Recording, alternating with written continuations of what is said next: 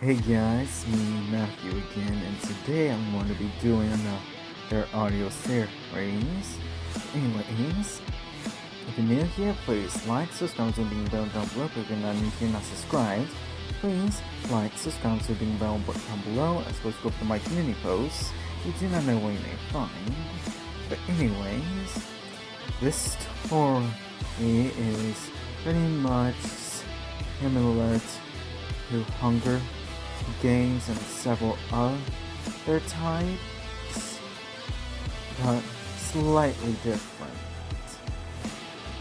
It's a bit more similar to Minecraft story mode where they encounter the games at the end of season 2, but it's a bit more realistic than Minecraft to the best of my capability, and is in a future setting.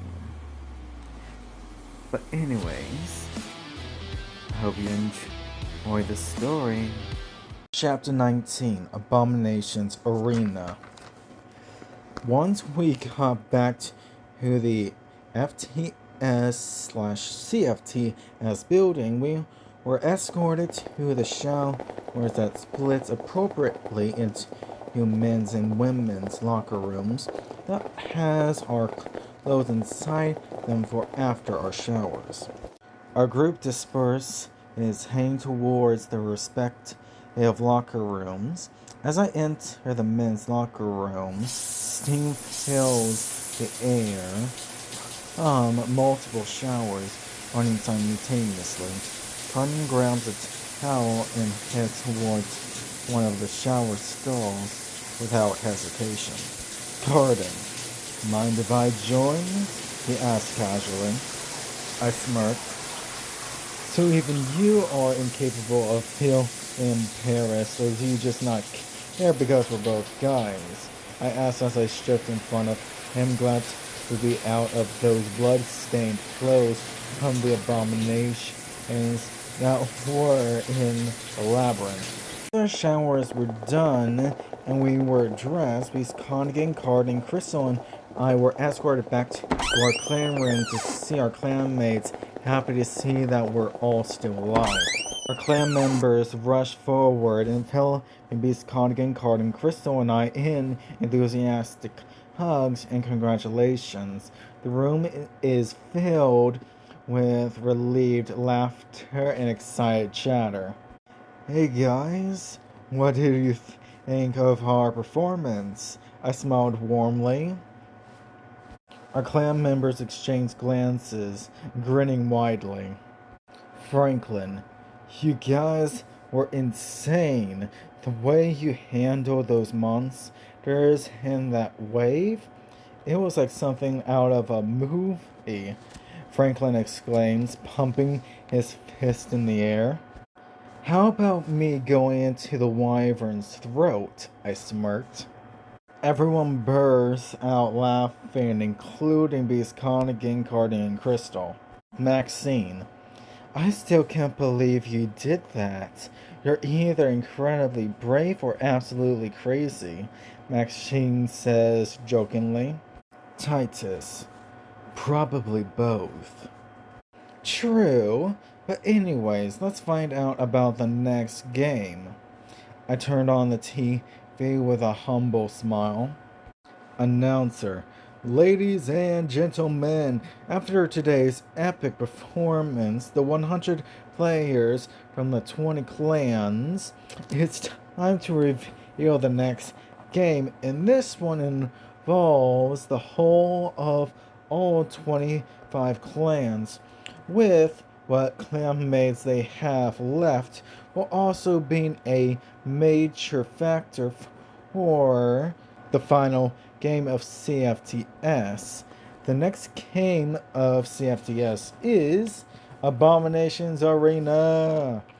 This game requires the clans to work separately as they go and tame as many mythical creatures as possible. But be warned, some of those creatures are predators and will kill you if you're not careful.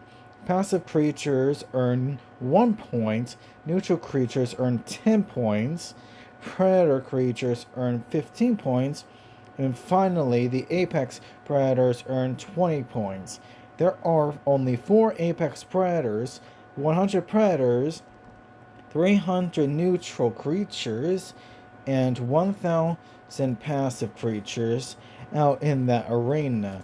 These 4 apex predators are the mythical phoenix from Greek mythology, the thunderbird from Native American mythology, Fenrir from Norse mythology, and finally, Cosmolts from Mayan mythology.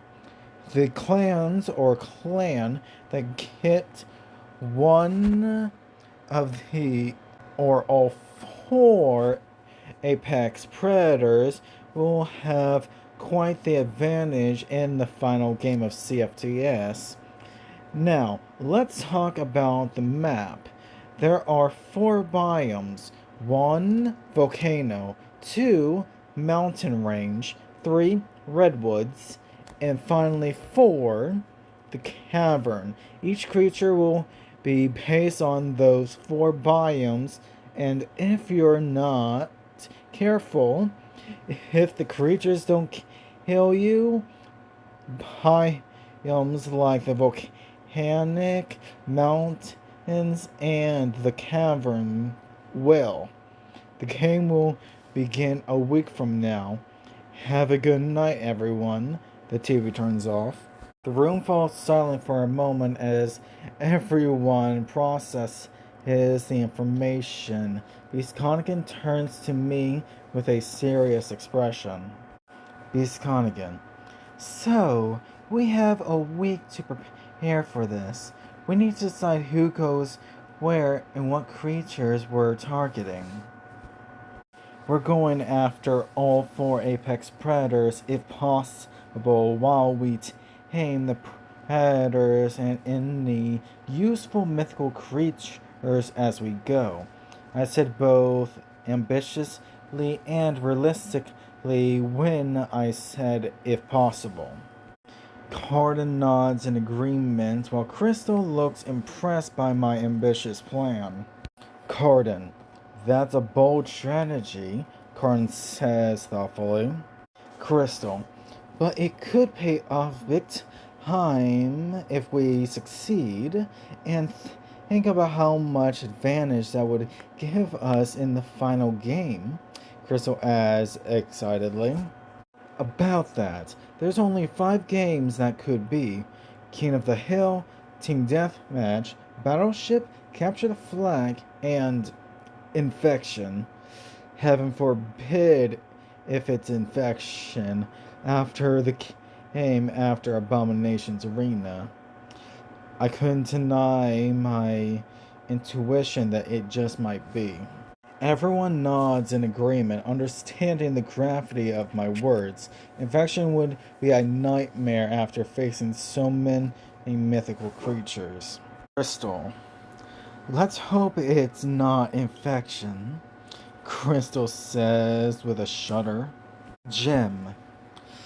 But regardless, we need to focus on this next game. Agreed. The Phoenix would most likely be in the volcanic area. I turned on the holographic projector before going to the provided map. I'm betting it'll be inside the volcano here. As for the Thunderbird, I'm betting it'll be at the peak of the mountain. Fenrir, obviously somewhere in the woods by the lake here. Finally, Kamazolts, I figure would be flying around inside the cavern near the water pool in the back of the cavern. I said strategically, keep in mind that the other 2 would need water access, while the Thunderbird would need to be somewhere hard to get to, and the Phoenix would obviously want to be near heat. Everyone looks at the map and my strategic predictions, impressed by my logical deductions. Beastconigan. That actually makes a lot of sense. The elements and habitats align perfectly with their mythological origins. Harden and Crystal nod in agreement.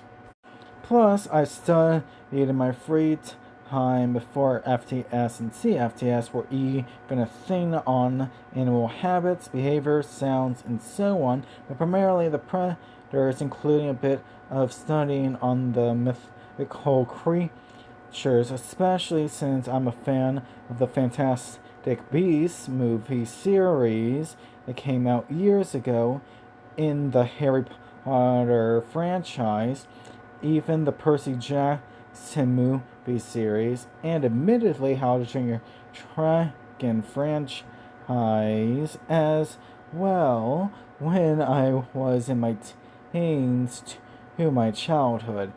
I giggled humbly. Room erupts into soft laughter at my humble admission. Carden grins widely. Carden, no wonder you're so good with creatures. You've literally been studying this stuff since you were a kid. Crystal, that explains why you have such an instinctive understanding of them. Crystal smiles warmly. Comes with my German name, Crystal. Beast King. How about you, Beast Con again, my love? Have you studied them as well in your spare time? I smiled warmly as I gazed at Dean, Galora, Chris, Sarah, Franklin, Maxine, Jake, Carol, Titus, Shauna, Ren, Jenny, Shina, Robin, Xavier, Cleo, Phil, Don, Jim, Carden, Freya, Crystal, and Gerald before looking into Beast Congan's eyes with tender-hearted love and affection. Beast Congan blushes slightly at my question, her heart melts at how I included everyone else in the conversation before focusing completely on her. Beast Congan. I've always been fascinated by mythology, but I never went as deep into studying animal behaviors like you did, she admits. I nod before hugging her and kissing her forehead tenderly. I'm guessing Ren studied canines given his enhancements, but what about the rest of you? Everyone starts sharing what they've learned about various creatures, creating a lively discussion. Ren confirms he studied canine behavior extensively, while Jake reveals he's always been fascinated by birds, especially reptiles. Maxine surprises everyone by mentioning she knows a lot about reptile behaviors. Maxine laughs heartily. Maxine. Well, you'd think that, wouldn't you? But honestly, I just found snakes and lizards more interesting. Besides, my Capricorn nature tends to make me more aggressive and dominant, similar to bear behavior anyways. Everyone chuckles along with her. The week passes by quickly as we study together on both the map, the four types of creatures, and what mythical creatures we're bound to find that are flyers and landbound. On the night before the game begins, we all gather around the holographic map one last time, going over strategies and creature behaviors. The atmosphere is serious but confident, showing how much we've all grown together. Beast Connigan. Alright, everyone, Beast Connigan says firmly. It's clear that we're ready strategically, but y'all must know that those of you who have few enhancements or none at all, I looked at Galora with her natural strength, are likely to die when going against the predators or the neutral creatures when provoked. So I'd like to talk to those of you who have the fewest enhancements in private real quick. Galora, Zara, Franklin, Shina, and Phil. I needed to tell them what to expect In fact, if they die for real during the game. The five mentioned members exchange uneasy glances before nodding and following me to a private room. Once inside, they wait quietly for me to speak, a mix of concern and curiosity on their faces. Galora, what is it you want it to talk about, Bisconig? Galora asked gently, breaking the silence. I held them close before speaking in a whisper only we can hear. If y'all were to die out there are two things you'll likely see. You'll either see God in his courtroom, or you'll wake up in a cryopod with someone on the other side to let you out. I'm giving you a heads up in case if my suspicions are correct, given we all had woken up in free fall into the arena of survival games in our own FTS experiences in the past. I know how it may sound, so I'm telling you to take it with a grain of salt, but just know that my suspicions may be correct, that we truly are not really here in the government's control and are somewhere safe outside of their reach, while our possible clones are here to undermine the government. I said skeptically, but 67% sure. The group stares at me in shock and disbelief. Galora is the first to speak up, her voice barely above a whisper. Galora, you can't be serious. That means everything we've experienced so far might not be real. The others murmur amongst themselves, processing the insane information. Zara looks particularly shaken. Connigan and I both had our own episodes during our shared experience of the survival games, where it felt like we were connected to two bodies simultaneously. Our vision splits, seeing a military medic looking very panicked at us, as if we weren't supposed to wake up until these bodies die, I whispered firmly. Franklin swallows hard, his eyes wide. Franklin, so if we die out there, we could wake up somewhere else entirely? Not really dead? Shina nods slowly, her brows furrowed in thought. Shina, but that means our clones are actually playing these games, not us?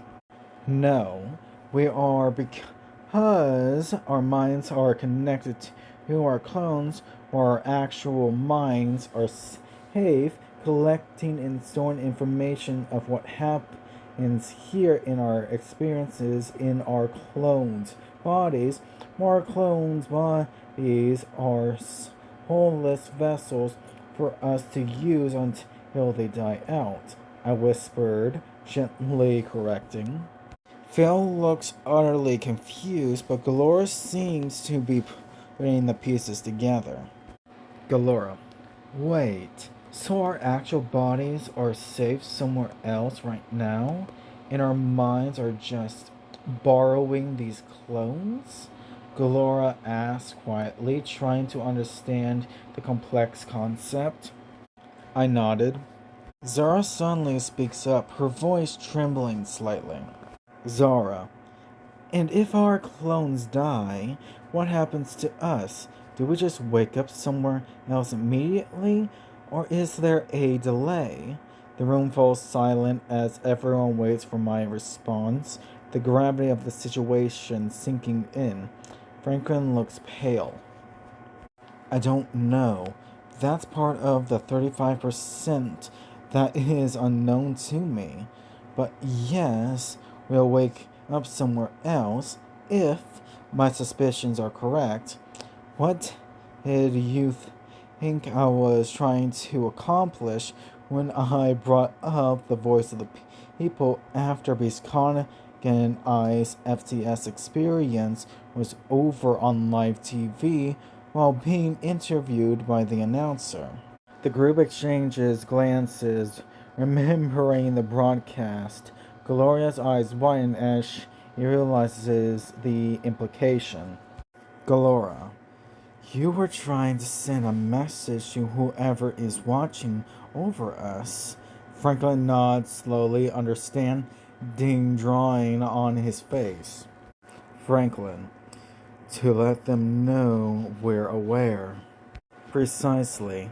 But like I said, it's a suspicion, not a guaranteed fact, despite the evidence that provokes otherwise.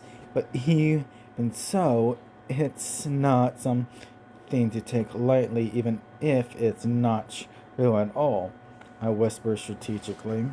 The group nods solemnly, the seriousness of the situation clear. For a moment, no one speaks. Then Galora breaks the silence, her voice low and determined. Galora, whether it's true or not doesn't really matter right now. We need to focus on surviving the game. Agreed. Now let's rejoin the others. After the whole clan had discussed everything, we met our escorts outside our clan room to be escorted out to the locker room before boarding a CH-47D Chinook helicopter to fly over to the Abominations arena. He's gone again, my love. You know I told them in case if they died, right? I whispered in her ear so that only she could hear and not the escorts. Bisconigan nods slightly, understanding my strategic move. She leans in closer to me, her breath warm against my ear as she responds quietly. Bisconigan. I know, Bisconig. It was a smart call to prepare them mentally, even if the truth is uncertain. Just be careful not to let it consume you during the game. They're not Nigel, Lyra, and Helena, so it won't, especially during a life or death predicament, my love. I whispered before kissing her cheek. Bisconigan smiles softly at my kiss, her eyes crinkling at the corner. She knows I'm right. In the heat of battle, they'll be focusing on survival, not philosophical debates. An hour later, we and 24 other helicopters arrived at the Abominations arena at 25 different stops. The arena was 60 miles squared, with a clear pyramid barrier on top, with holes small enough to filter out the smoke coming out of the volcano. As the helicopters touch down, the doors slide open and armed escorts usher everyone out. We stepped out of the helicopter as a clan, seeing the clear pyramid barrier, but focused on the entrance to the arena in front of us. Alright, clan, let's go tame mythical beasts and kick some ass when needed, I announced excitedly and enthusiastically. The clan cheers in response, their spirits high despite the daunting task ahead.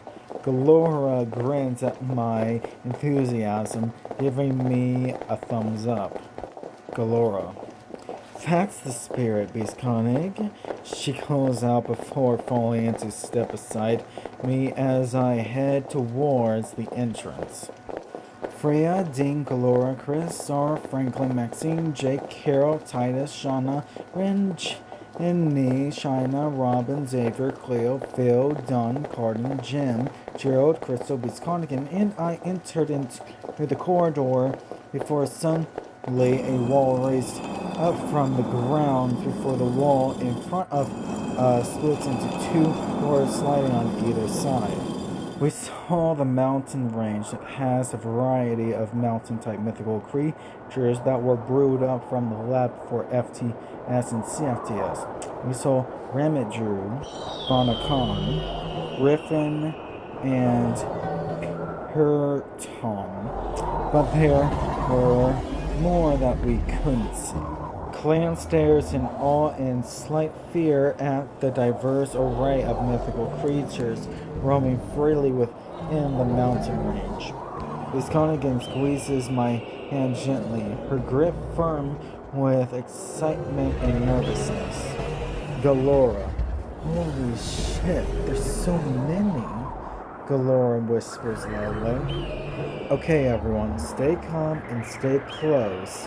There are 5 aggressive ones here, but for as long as we're in a group, they'll be curious and wary of us, I said softly and clearly. The clan nods, forming a tight group as instructed. They stitched close to me, and Bisconigan, eyes darting around nervously as they take in the intimidating creatures. Suddenly, a massive griffin soars overhead, its wings and casting a shadow over the group.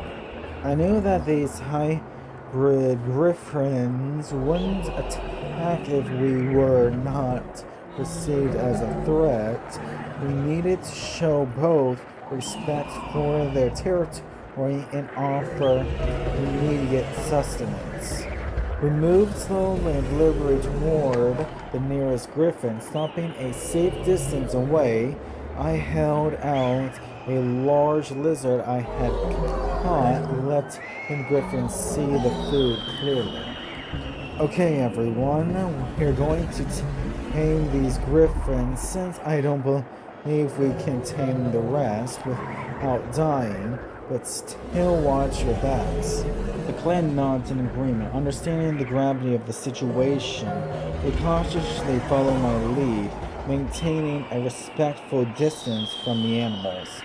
As I stop, one of the griffins, with its striking red eagle and white lion color pattern, turns its head to look at me, its piercing eyes assessing me with vigilant curiosity, alert for any sudden movements. I held out the lizard I had caught, slowly lowering it towards the ground. My head was slightly bowed in a non-aggressive posture. The griffin watches my movement carefully, its intelligent, cautious, and hungry. It lets out a low, resonant chuff, a warning sound before a sudden lunge. It snatches the lizard in its massive beak and retreats a few paces to consume the meal, never taking its red eyes off the clan. I raised my hand, palm flat, and stood my ground, waiting for it to accept my respect before I took another step. The griffin finishes its meal and slowly returns its attention to my flat hand.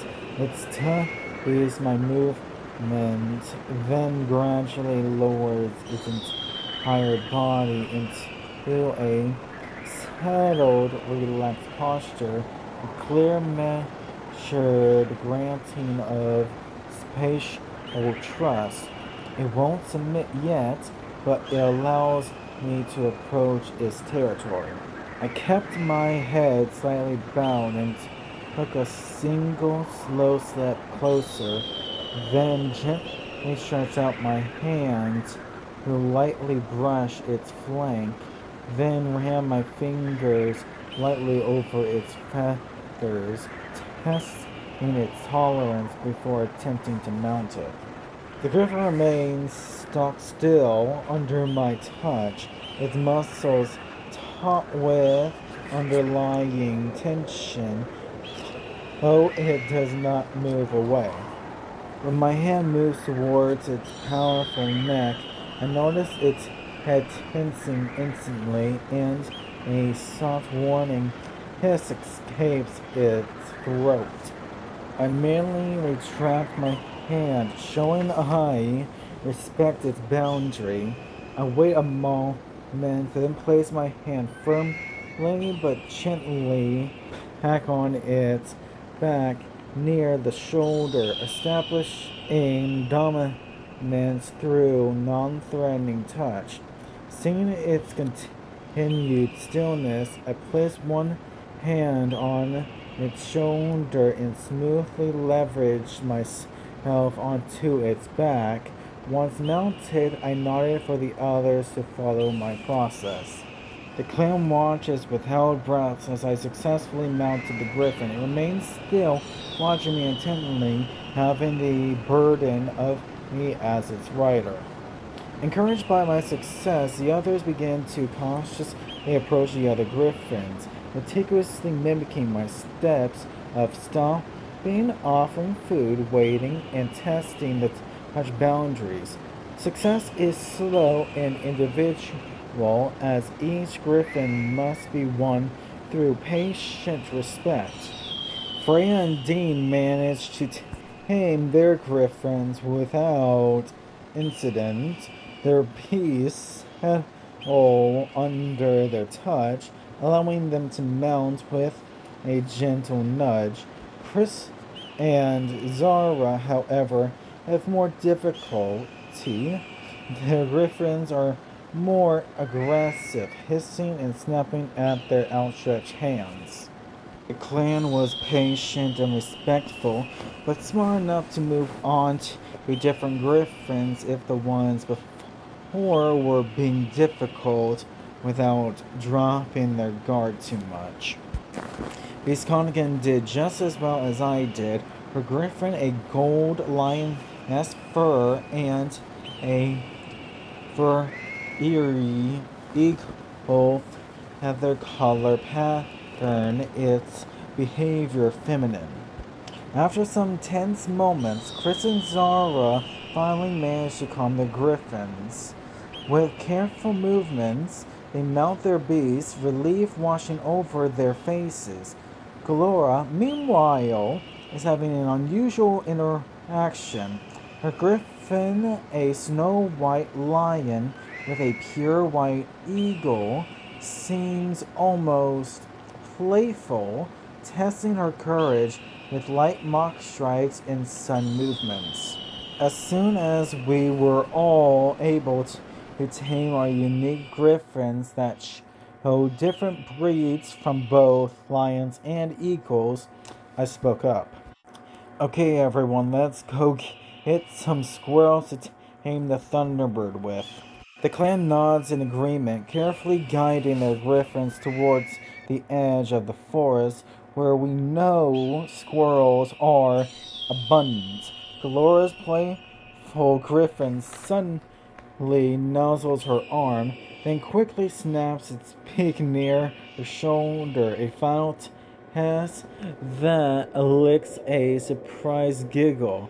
The others exchange amused glances, finding their mounts more manageable than expected. The clan manages to secure their griffins quickly, an eerily testament to our success in respecting the hybrid creatures. We quickly got 5 or more or less within minutes before heading toward the Thunderbird's Peak. As we ascend the mountain path leading to the Thunderbird's Peak, the air grows colder and thinner. The now mounted griffin's footsteps become cautious. They are powerful, but they sense a higher tier predator ahead. Suddenly, a deafening screech echoes through the mountainside, a clear territorial warning call from the Thunderbird. I gestured for everyone to stop and dismount. Once I had dismounted, I gently rubbed my griffin's forehead to soothe it, providing reassurance as its instincts flared near the predator before treading further. 5 squirrels were in my hand. The clan follows suit, dismounting and holding their own offerings, keeping the still nervous griffins well behind them. The Thunderbird emerges from behind a rock formation. It's smaller than expected, its form still imposing, built on an eagle base with sharp features and powerful wings that visibly hum with static electricity. It watches me with intense predatory focus, its eyes locked immediately on the offerings in my hands. I gestured for everyone to stop before I knelt to place down the squirrels. I then stepped back roughly 20 feet before bowing my head deeply and kneeling respectfully. I gestured for them to do the same. The Thunderbird doesn't immediately move. It lets out a low guttural rumble, a sound of immense power that seems to vibrate in my chest. The large distance I established is crucial, as is my kneeling. Any sign of immediate threat would trigger an aggressive dive. Instead of snatching the food, the creature flexes its wings, causing a visible flash of light and the scent of ozone to hit the air. It is not just assessing the food, it is testing our courage and non-malicious intent. The taming rationale for this creature requires earning its respect by displaying courage, standing our ground, and surviving its initial aggressive test. The clan remains still, kneeling, awaiting the Thunderbird's decision. They know the taming of this beast will be a test of endurance, not speed. The Thunderbird's wings begin to beat slowly, creating a strong wind that pushes against the clan members, kneeling respectfully. It is testing our resolve and courage without directly attacking it. Suddenly, it launches into the air with a loud screech that echoes off the mountainside, heading straight towards me. I knew it was testing us, but primarily me. It clearly knows that I'm the leader of the clan. But I kept still as I began to hum a soothing tune for my clan to hear, Biscardigan joining as well. The humming was like the winter in the taiga. The Thunderbird swoops low, its wings creating a deafening rush of air and lightning cracking along its feathers as it passes directly overhead, but instead of attacking, it circles back, drawn to the unusual humming sound of nature. Biscardigan and I kept humming by choice, not fear. Thunderbird's behavior shifts subtly. It circles lower. Its screech is becoming less aggressive and more curious. The creature seems to be assessing the humming, recognizing it as a form of communication or respect rather than a threat. We kept our patience up, seeing what happens next. After several more circles, the Thunderbird suddenly descends again, but this time lands on the rock formation nearby. Instead of attacking, it lets out a low rumble that gradually becomes softer, almost thoughtful. Its eyes flick between the offering of squirrels and us two humming figures below. Biscardigan and I clasp hands smoothly but slowly. Thunderbird watches our hand clasp with interest. Its head cocks to the side and it emits a soft click sound, a sign of curiosity among birds of prey. Slowly, almost cautiously, it begins to approach the offering of squirrels. We kept our patience, the humming tune helping the others' patience as well. The thunderbird reaches the offerings and sniffs at them. It quickly snatches the squirrels with its beak. It pauses, then looks at the two of us, the clicking sound growing louder. Suddenly, it spreads its wings and settles down near the food, a clear sign of acceptance of the bribe. We kept still, needing it to come to us to show that it's in control of this dynamic to earn its trust. The thunderbird finishes eating the squirrels, its eyes never leaving us too. It then begins to move slowly towards us both, its wings spread wide in a display of dominance, but also curiosity. It stops a few feet away and lets out another soft click click sound. It wants something more than food.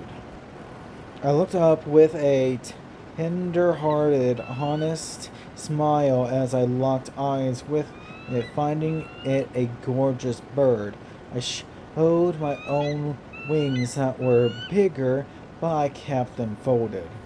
The Thunderbird's gaze lingers on me, its sharp eyes assessing my posture and my willingness to maintain the non-threatening kneel. Suddenly, it fans its wings, not in flight, but in a powerful intimidation and display. The sun turbulence hits us like a blow, whipping the cold, thin air of ozone. It is actively challenging us to move, run, or break our respectful posture. I slowly turn my head to look Biscana again in the eyes, holding the gaze for a moment to reassure her with nonverbal intent while keeping my body still and low. The Thunderbird watches my movement carefully. It registers the slow, deliberate movement and the lack of panic, a show of control. It continues its powerful display for another 10 seconds, trying to force a reaction. When my clan eye remains still and unbowed, having passed the test of courage, the Thunderbird ceases its display and retracts its wings, and the air settles. It takes a single slow step toward me, then lowers its head, not to present affection, but to stare into my eyes from a few feet away, searching for any sign of malice or fear. I maintain my kneeling posture, holding its gaze with a firm, non-aggressive stare, a silent affirmation that I was a challenge but not a threat. The Thunderbird holds the gaze for a moment longer before slowly turning its head to look at the other kneeling members of my clan. Having confirmed my courage and non-hostile intent, it lets out a low humming whistle, a signal of acceptance of our presence and the first fragile step toward a potential bond. The Thunderbird's acceptance is a moment of triumph for our clan. It walks around us all slowly, inspecting each member with its sharp eyes. When it reaches Wisconsin again, it pauses and lowers its head to her level, waiting for her reaction. It's testing her now. Biscana can tighten her grip in my hand. The Thunderbird lets out a soft click click sound, tilting its head slightly as if questioning her reaction. It takes a step closer, its wings twitching gently. The air around us grows colder as the bird's presence becomes more dominant. I squeezed back reassuringly. Feeling my reassuring squeeze, Bisconkin takes a deep breath and meets the Thunderbird's gaze directly, mirroring my firm but non-aggressive stare. The Thunderbird regards her for a long moment, then suddenly snaps its beak sharply in front of her face. A close-range glove strike to test her reaction speed and courage. Beast gone again. Such a beautiful, majestic thing, she said softly, her voice calm and low, almost a meditative hum as she smiled slightly at its gaze. The Thunderbird pauses, the soft, reverent tone of her voice acting as a non-threatening vocal signal that contradicts the visual challenge. It blinks slowly, then leans its head in closer, its eyes locked onto hers, assessing the unfamiliar emotional signal. It snaps its beak again, this time audibly softer and less forceful, a movement born of curiosity rather than challenge. She giggles warmly, a low, natural sound completely devoid of fear or challenge. The Thunderbird freezes at the sound of her laughter. The sound triggers a low, deep chest rumble from the Thunderbird, a sound that birds of prey sometimes use when settling their chicks or communicating non-aggressively with a mate. The bird's wings relax slightly, its expression growing softer as its vigilance drops. It snaps its beak a third time, this time soft and rapid, a clear, instinctual contact call or gentle test akin to a bird's soft, rapid nuzzling. Biscon again adjusts her posture to reflect non-aggression, keeping her body still and low as she slowly extends her hand flat where the Thunderbird can easily see it. Thunderbird's eyes follow her hand movements intently. It takes a defensive step closer, lowering its head to inspect her open palm. Its beak gently taps her hand once, testing the texture and scent of her skin. Suddenly, it rubs its ear, the fleshy part near the nostrils, against her hand affectionately, a signal of acceptance as a safe, non-hostile presence.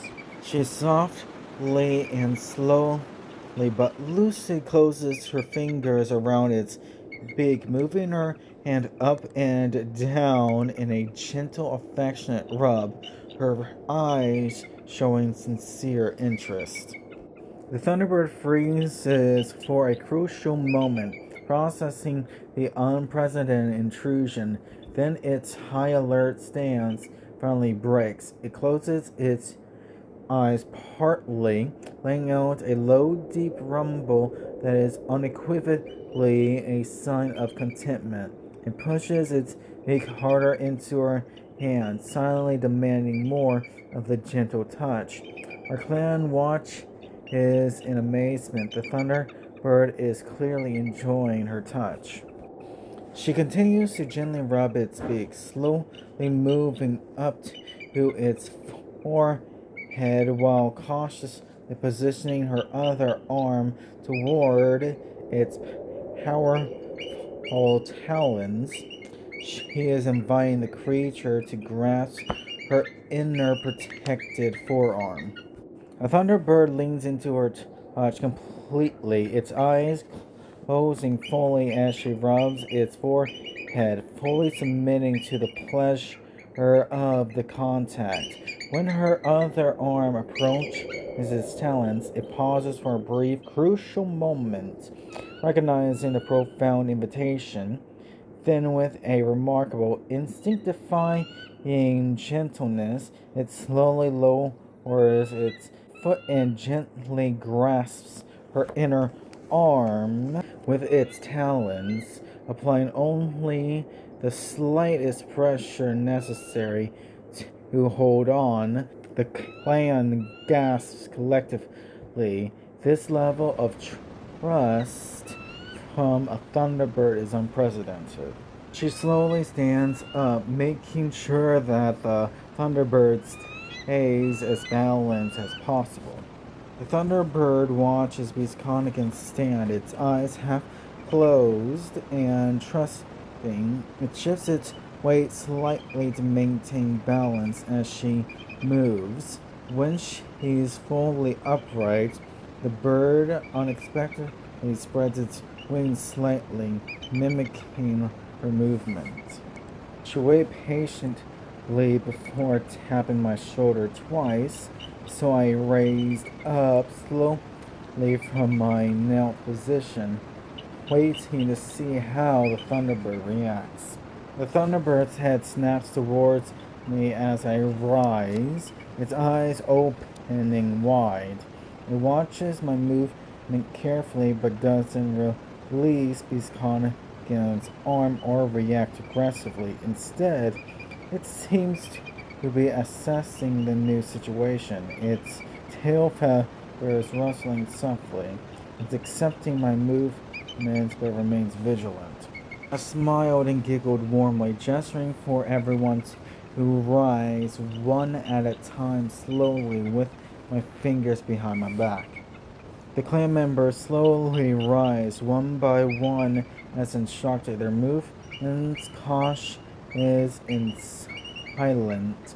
The Thunderbird observes each person rising, its grip on Beastconigan's arm remaining gentle but firm. It seems curious rather than threatening now. As the last person stands, the bird suddenly spreads its wings fully. Sparks from static visibly jumped along the edges of the Thunderbird's wings as it did. Well, let's see how it reacts to our 25 Griffins. I looked to Beastconigan, giving her a nod, knowing that she can take care of herself. Beastconigan nods back confidently, her eyes locked onto the Thunderbirds. The bird's attention is instantly divided between her and the 25 large, non-submissive griffins slowly moving into view. Its wings flutter slightly, creating small nervous sparks of static electricity, and the contented rumble ceases. Beastconigan walked slowly towards her griffin and the others, not wanting to create a big commotion if any would be created at all. The Thunderbird watched as Beastconigan approach her griffin, its head tilting slightly. It doesn't react aggressively but seems intensely curious. As she reaches her griffin, the bird's gaze shifts to the other griffins, assessing them with keen interest. Beastconigan placed her hand gently on her griffin's shoulder, feeling a slight tension of the Thunderbird's presence, but it was well hidden outside its fur and feathers. The 25 griffins remained completely still, their eyes fixed on the Thunderbird. They're highly aware of its power and status. One griffin suddenly ruffles its feathers softly, a sign of relaxed curiosity rather than aggression. The Thunderbird watches its movement carefully. It seems to understand their body language better than expected.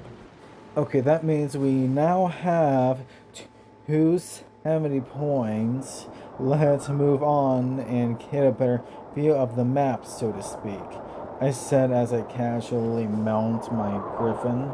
The Thunderbird observes me mounting my griffin calmly, showing no signs of aggression towards this clear display of dominance and power. Beastconigan mounts her griffin smoothly and slowly. The entire group begins to move together. The Thunderbird watches this organized motion with obvious fascination.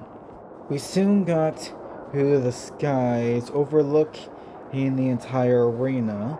From where we were, the mountains were on our back right, the cavern is on our top left, in the bottom left is the redwoods, and the top right is the volcanic area. Okay, everyone, let's go get ourselves a phoenix, I said over the loud passing wind. The clan members cheer in response, their voices carrying over the wind as they spread out strategically. The Thunderbird soars effortlessly beside me, its wings creating powerful updrafts. Suddenly, a brilliant flash of orange light catches everyone's attention. The phoenix has been spotted near the volcanic area. Everyone look, those dumbasses, they should show more respect for the majestic bird. I pointed at not the phoenix, but the two flying players from another clan going after it. To my surprise, the phoenix came our way, its gaze on the thunderbird on Beast-Conan's arm while she rode her griffin like the rest of us. Hold still, show it respect while in the air. We stayed flying stationary in the air, bowing our heads. The phoenix approaches slowly, its fiery feathers burning brightly against the sky. It circles the group once, twice, clearly fascinated by the thunderbird perched calmly on Beast-Conan's arm. The two players who were initially chasing it looked confused and frustrated, hovering awkwardly behind. They notice the thunderbird as well and know that if they try anything, they could get struck by lightning. Meanwhile, the phoenix stays 10 feet away from the thunderbird, testing how it reacts in its presence, clearly already acknowledging my clan's respect given our actions and lack of aggression. The phoenix suddenly lets out a soft, melodic cry, a sound of approval and acknowledgement. It spreads its wings wide, displaying its magnificent plumage in full glory right before the thunderbird. The two rival players watch in disbelief as their intended prey seems to be voluntarily presenting itself to our clan instead. The two players flew off, knowing that they'd better go before being outnumbered in an aerial ambush. The phoenix watches the retreating figures with a hint of amusement before turning its attention back to the thunderbird.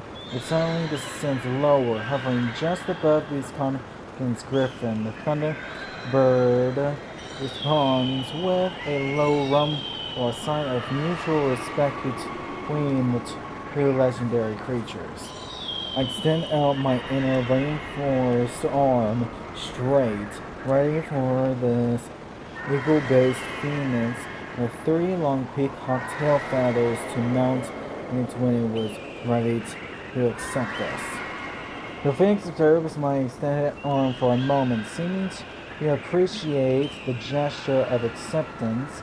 It gracefully swoops down, its three long tail feathers trailing flames as it lands gently on my reinforced arm.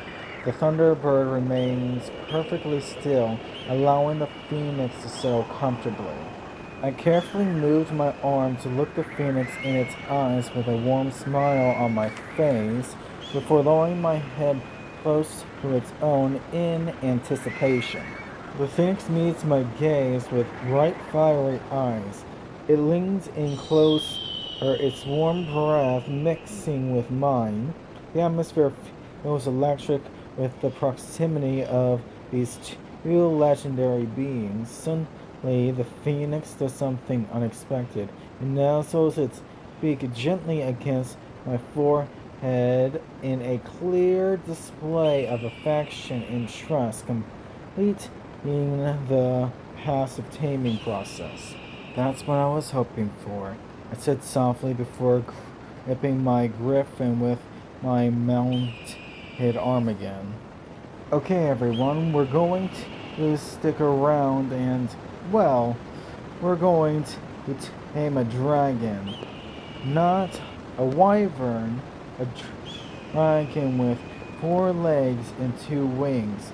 Just note that a few of you may die if you're not careful, I said informatively without sugarcoating the sheer risk, while also curious which one of the clanmates may die from having a lack of many reliable enhancements.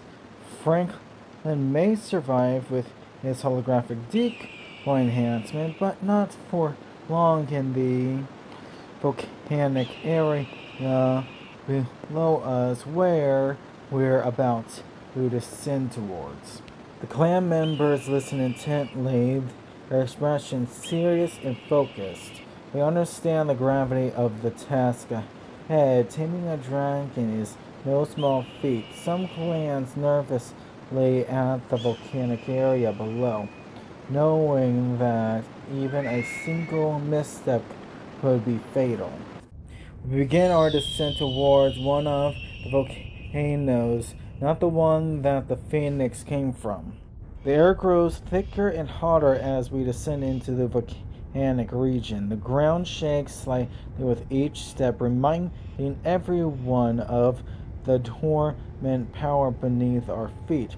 Suddenly, a deep rumbling echoes through the crater, a clear sign that something massive is stirring below. We soon land at the top of the inactive volcano at its funnel before dismounting our griffins. Okay, let's begin our navigation. We follow the path down inside of the volcano. The clan carefully navigates the steep, winding path down into the volcano's interior.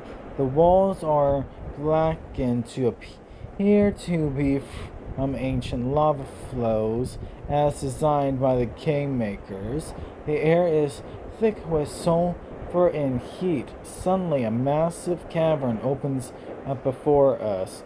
A perfect circular chamber with walls glowing red hot from geothermal activity. We headed over to get inside, knowing that that's most likely where a dragon would be.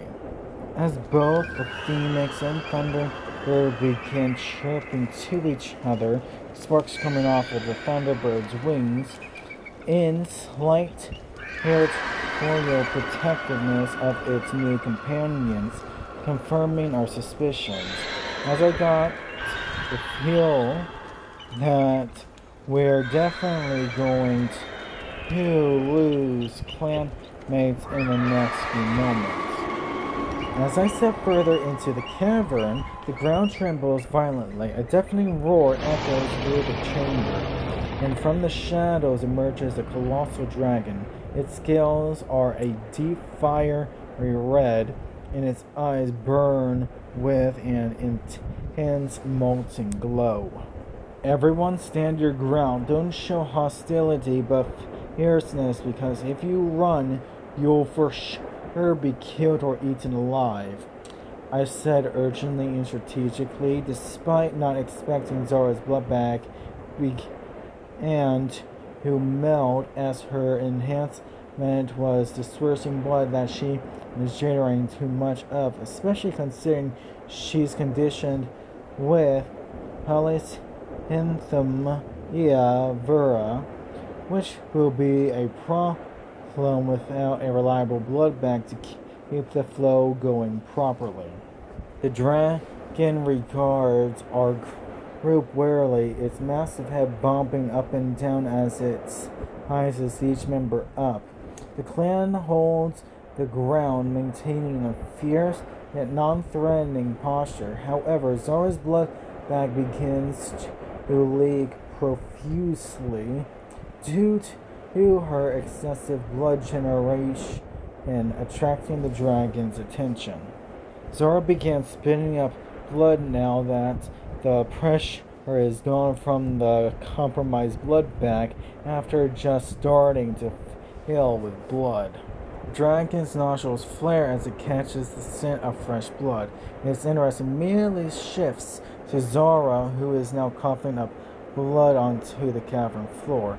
The clan members tense up, knowing that dragons are highly attracted to the smell and taste of blood. Clanmate, Zara, someone whispers nervously. She shows everyone the melting blood bag and plastic hose attached. She knows that without immediate medical attention, she was going to die anyways, so she walked forward ready to die sacrificially as she spoke. Zara took a deep breath, steeling herself for what she knows is likely her final act. She walked forward slowly, the melting blood bag dripping blood onto the ground with each step. The dragon's eyes locked onto her, its hunger evident in its glowing gaze. Zara, I'm sorry. She smiles with a hint of hope in her eyes that my suspicions were true despite the possibility being slim to those who know. Zara approaches the dragon. She maintains her hopeful smile, seemingly accepting her fate. The clan watches in awe and horror as the dragon lowers its head, sniffing the blood trail left by Zara's melting bag. The dragon hesitated for a moment, seeing our expressions before looking back at Zara, understanding the situation slightly as her skin begins to pale as she throws up more blood onto the ground from her mouth. The dragon sniffs the blood carefully, its usual aggressive behavior replaced by curiosity and assessment. It watches Zara's pale face and labored breathing, seemingly to comprehend that she is dying rather than offering herself as a meal. The clan members exchange shocked glances, realizing the dragon might possess unexpected intelligence. It opens its mouth, ready to eat her now it knows she's not poisoned in the traditional sense. She was starting to get lightheaded and sleepy, her strength quickly draining. The dragon's nostrils flare one more time, picking up on Zara's rapidly weakening condition. Instead of biting down, it lunges forward, but not to eat her. Its massive tongue shoots out, wrapping around Zara's waist and lifting her gently into its mouth. I was now curious, but kept my fierce gaze regardless, hoping myself that my suspicions are correct and that I'll see her in her own real bodies. The clan watch is in disbelief as the dragon carefully holds Zara in its mouth, its jaws gently closing around her. Instead of crushing bones or swallowing, the dragon seems almost cautious. It studies the clan members, searching their faces for any aggressive movement. None of us showed threatening movements as Zara dies from blood loss in its mouth. Feeling no resistance, the dragon realizes Zara is truly deceased. It tilts its head slightly, processing this unexpected turn of events. For a moment, silence hangs heavy in the air. Then the dragon closes its mouth, swallowing Zara gently, as if giving her a respectful send-off. See you if or when my suspicions are correct, Zara, I whisper to myself incoherently. Dragon settles down, sitting on its haunches and wrapping its tail around itself. It regards the clan calmly, no longer displaying any signs of aggression. Instead, it seems almost contemplative. The other clan members exchange continued glances, unsure of what just happened or how to proceed. The Thunderbird and Phoenix chirped at each other before flying towards the dragon, showing no aggression, but the Thunderbird did test it for a reaction with a close flyby. The dragon watches warily as the Thunderbird flies close, testing its boundaries. The Phoenix follows, showing no threat. The dragon surprises everyone by not growling, snapping, or trying to eat them. Instead, it lowers its head slightly, allowing the birds to land on its snout. I think we're about to find out if we're good to approach or not. I was ready to hear the confirmation from the Phoenix and Thunderbird. The Phoenix chirped softly, giving a nod of confirmation, and the Thunderbird, however, remains cautious and keeps a close eye on the dragon's reactions. It pecks gently at the dragon's snout, testing its patience. To everyone's amazement, the dragon merely blinks slowly in response. Freya. It seems safe. I walked hand in hand with Beastconigan while gesturing the clan to hold on. The clan holds their breath as Beastconigan and I approach the dragon slowly, hand in hand. The dragon watches our every movement carefully. Its tail twitches slightly but doesn't lash out or show aggression. The Phoenix and Thunderbird sit comfortably on its snout, acting as peaceful mediators. We were now on the right side of its head near its eye, but 3 feet away, so I raised my free hand, slowly reaching out to touch it. The dragon's massive eye follows my hand as it approaches. Its pupil contracts slightly as I get closer. Just as my fingers are about to make contact, the dragon suddenly blinks. Its eyelid closes gently over its eye, almost like it's inviting me to touch it. I touch its red scale-covered muzzle gently, rubbing its smooth but rough scales. The dragon's eyelid slides back open, revealing a soft, almost content expression. It leans into my touch slightly, allowing me to rub its scales. The clan watches in awe as the massive creature seems to be enjoying the affectionate gesture. The Phoenix and Thunderbird chirp happily. I nodded at the clan for them to come over. The clan approaches cautiously, still amazed by the sudden change in the dragon's behavior.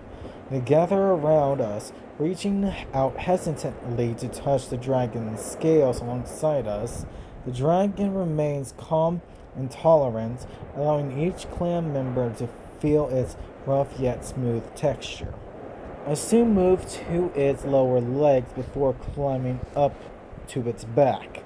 The dragon's legs are sturdy and muscular, providing good footholds for climbing.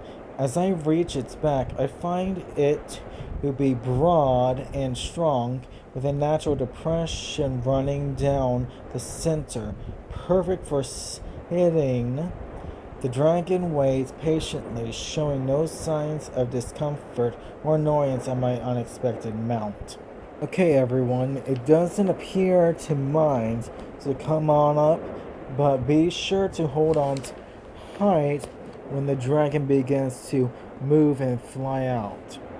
The clan members carefully climb onto the dragon's back, finding handholds and footholds among its scales. Some sit in the center depression, while others perch on its shoulders or along its spine. Beastconic themselves next to me in the front, wrapping her arms around my waist for stability. I whistled twice to call over the Phoenix and Thunderbird over to sit in front of us. The Phoenix and Thunderbird answer my whistle, swooping down to perch in front of Beastconic and I. The dragon shifts slightly beneath the clan, testing their grip. satisfied that everyone is secure, it unfolds its wings slowly. Begins to move towards the mouth of the volcano before giving our griffins a slight scare as it flies out. The dragon spreads out its massive wings and takes flight, soaring out of the volcano with powerful strokes. The sudden movement startles the griffins, who squawk and flap their wings nervously. The clan members on the dragon's back grip tightly, finding themselves suspended thousands of feet above the volcanic area.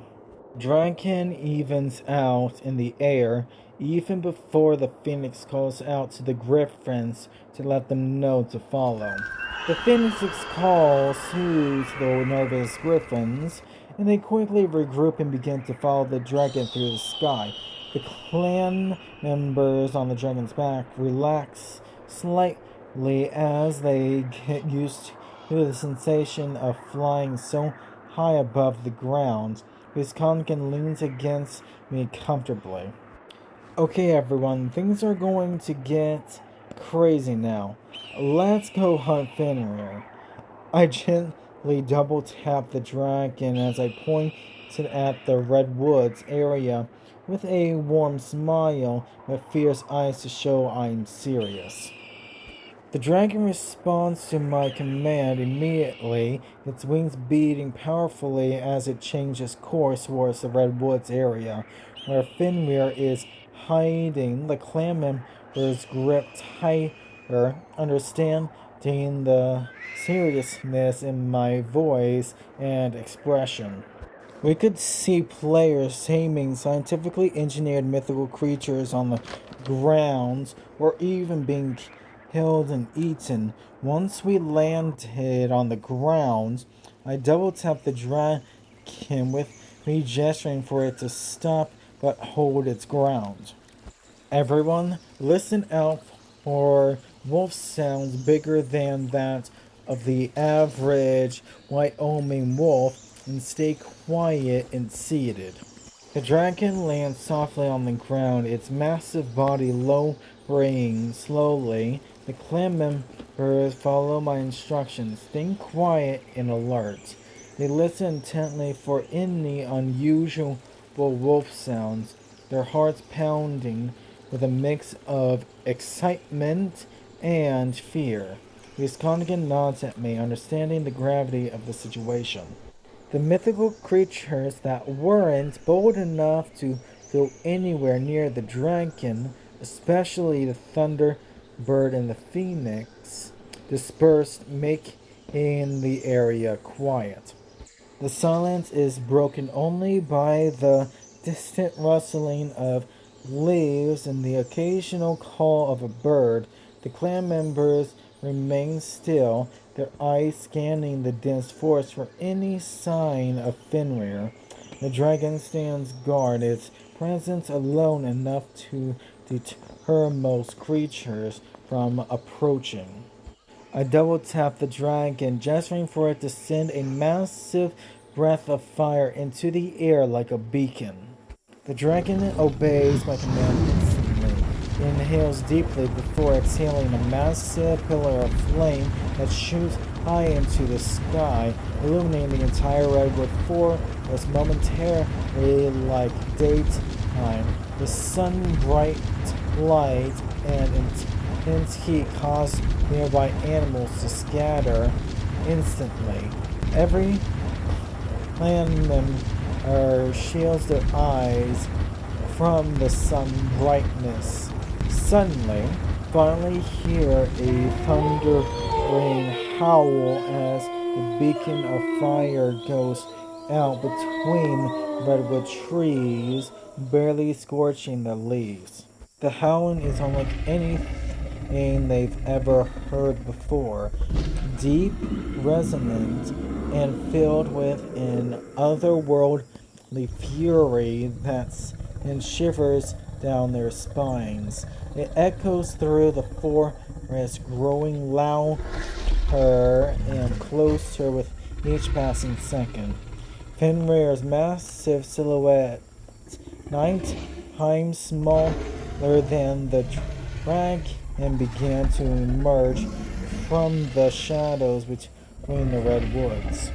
Here it comes. Freya, Dean, Maxine, Titus, Ren, Robin, Dawn, and Carden work together to overpower Fenrir. Crystal, be ready to kill it with your explosive fists if they can't take it down. I said quickly and clearly, knowing that the 8 of them had strength boost upgrade of 10 through 15. Clan members spring into action instantly, their strength boost upgrades kicking in. Freya, Dean, Maxine, Titus, Ren, Robin, Dawn, and Carden charge forward together towards Fenrir's massive 8-foot high and 3-foot wide form emerging from between redwood trees. Crystal stands ready behind them. The dragon's face is Fenrir ready to be given the order. Everyone else, dismount now. Clan members quickly dismount from the dragon, their hearts pounding with adrenaline and fear as they face the enormous mythical wolf emerging from the shadows. Fenrir's growing red eyes lock onto the group, its massive jaws opening to reveal razor-sharp teeth dripping with saliva. The dragon turns its head towards me. Overpowered, don't kill, do your best not to hurt the others while you look for an opening, I said firmly to the dragon without direct aggression. The dragon nods slightly, understanding my commands, and remains standing between Fenrir and the clan members, ready to intervene without directly attacking unless absolutely necessary. Meanwhile, the 8 enhanced clan members surround Fenrir cautiously, looking for any opening while avoiding direct harm to their comrades. Fenrir lunges suddenly.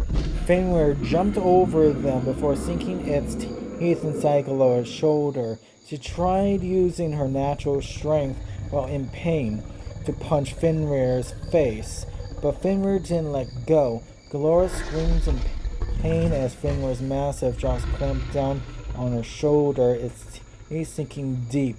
She punches at Fenrir's face with all her might, but the wolf barely even flinches.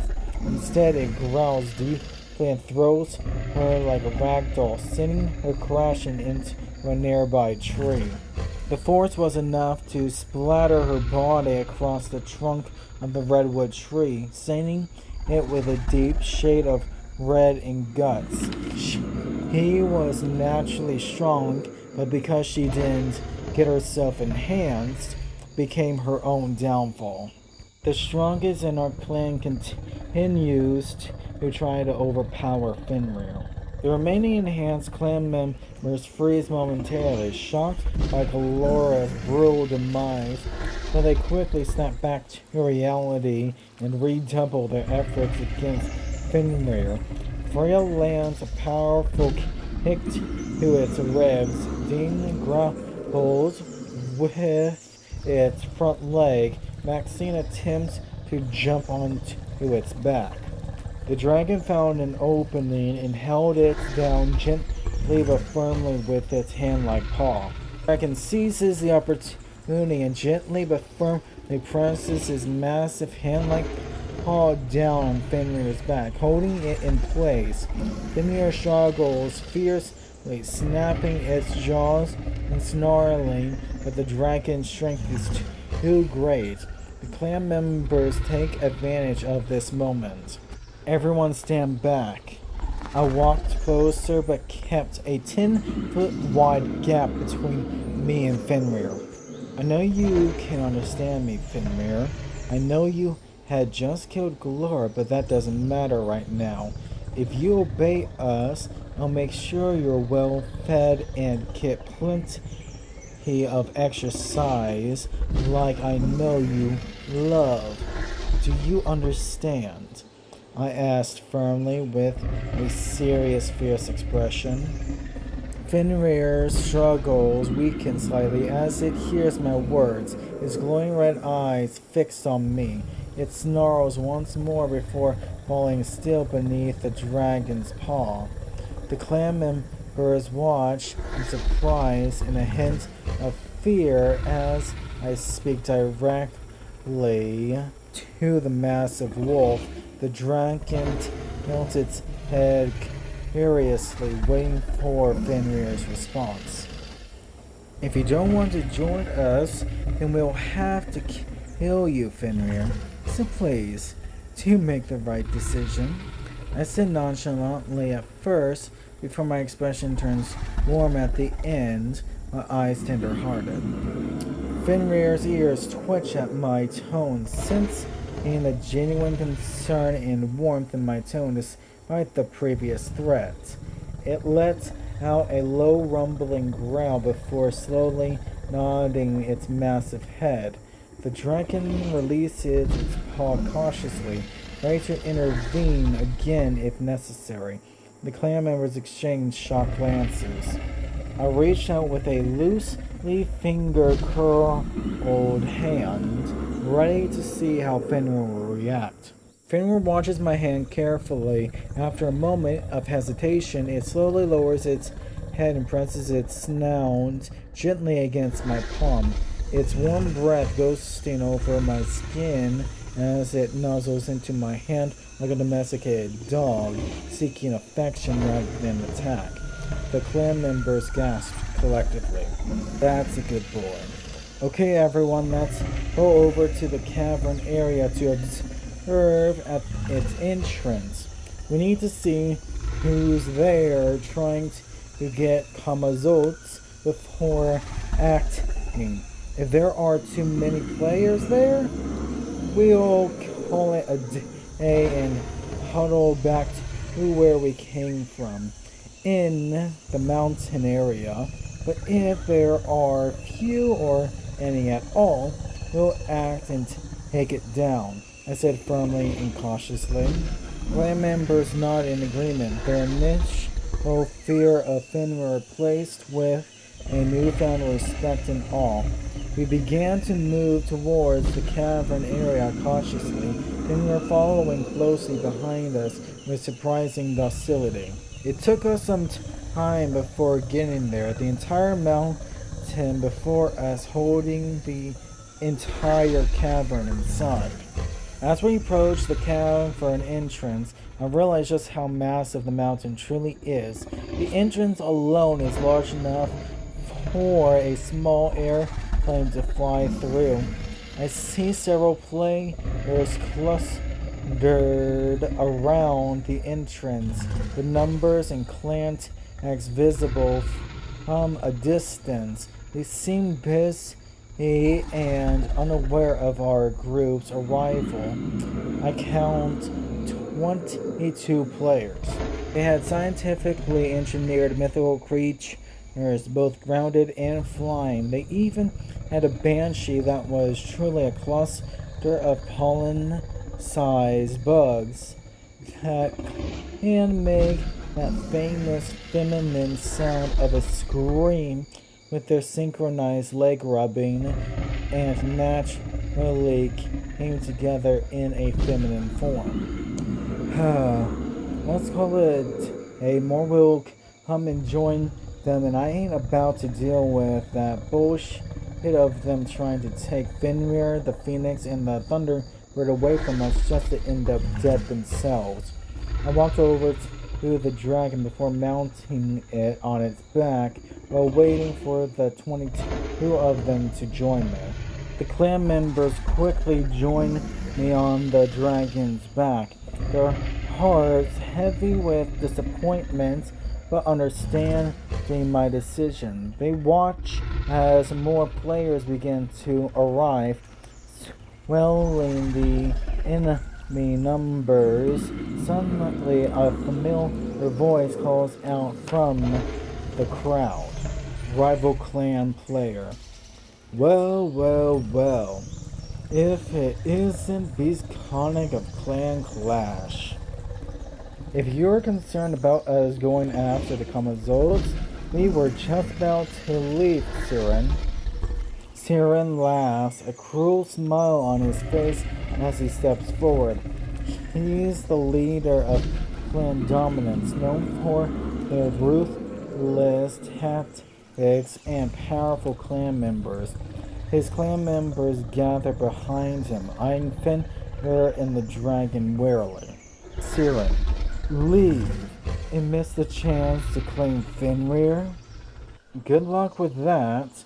I whistled loudly, signaling the dragon to blast the clan before us with a strong gust of wind before grabbing Fenrir and flying up into the sky. Our 25 griffins flying with us as we headed to the mountain area. The sudden gust of wind sent Siren and his clan members tumbling back, caught off guard by my swift action.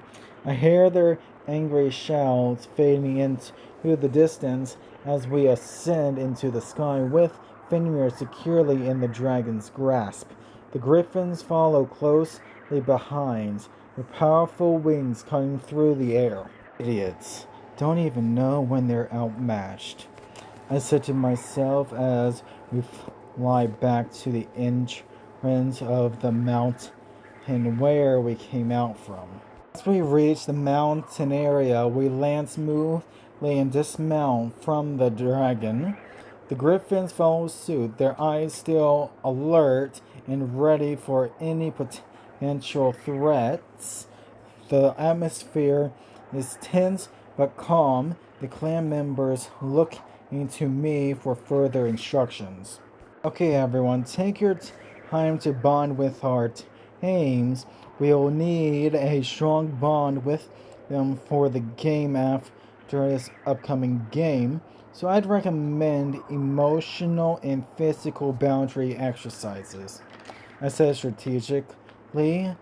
We have 25 griffins, 250 points, 1 dragon, 15 points, 3 of 4 of the apex predators, the Thunderbird, Phoenix, and Fenrir, 60 points, giving our clan 325 points, 250 plus 15 plus 60.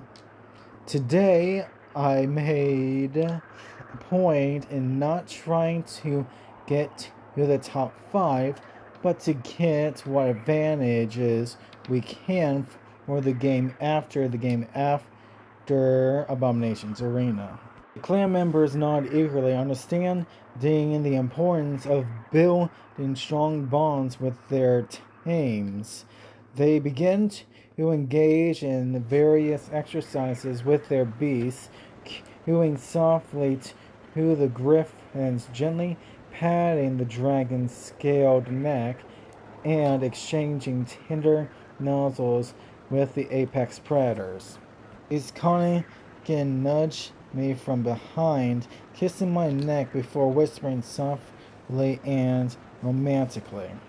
I feel a warm shiver run down my spine as Beast Connigan's soft lips press against my neck, her arms wrapping around me tightly, and I can feel her breath against my ear as she whispers softly.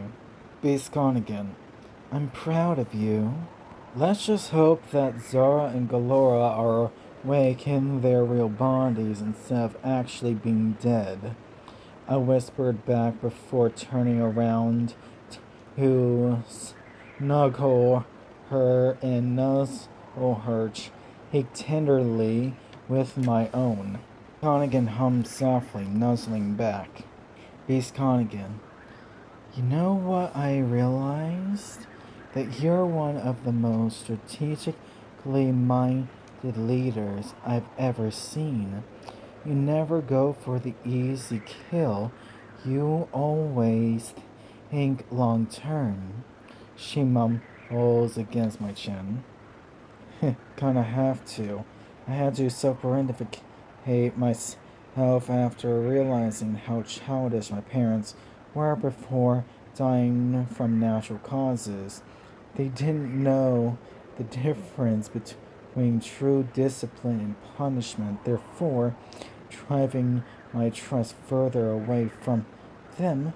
But I know they meant well, I said informatively, letting her know a little bit of my teenagehood trauma. Connigan pulls back slightly to look into my eyes, her expression softening with understanding and empathy. She gently cups my cheek. Beast Connigan, that explains so much about you. No wonder you're so patient and strategic with everyone else's feelings. She leans in to press a gentle kiss on my forehead.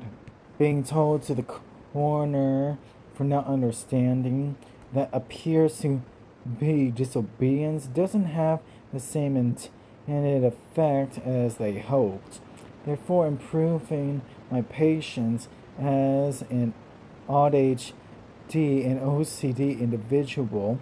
But enough about that for now. Let's get to bonding with our clan's tames as well, I said softly.